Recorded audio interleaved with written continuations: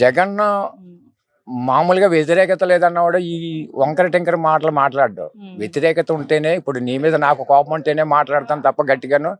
కోపం లేదు, నువ్వు నాకు బిడ్డవనుకో అమ్మ అని శాంతియుతంగా మాట్లాడతాను. నీకు అమరావతి మీద కోపం ఉంది కాబట్టి నువ్వు ఆ మాటలు మాట్లాడగలిగావు.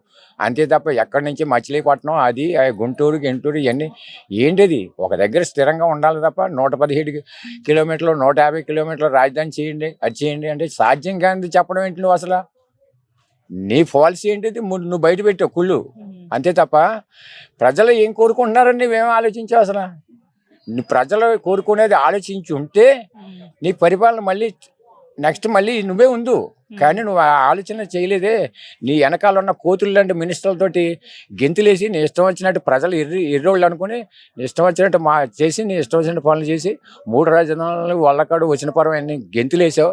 5 ఏళ్ళు వృధాగా కాలం గడిపావు. అందుకని నేను పక్కన పెట్టారు. మాలాంటి వాళ్ళు అందరం ఎర్రోళ్ళం కాదు.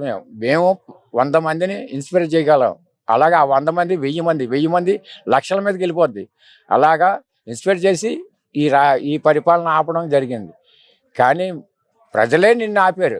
అంతేగాని నీ మినిస్టర్లు కానీ నీ ఇది కానీ ఏం ఆపలేదు. ప్రజలు నిన్ను ఆపారు. ఎందుకంటే నీ చేతకాని మినిస్టర్ నువ్వు.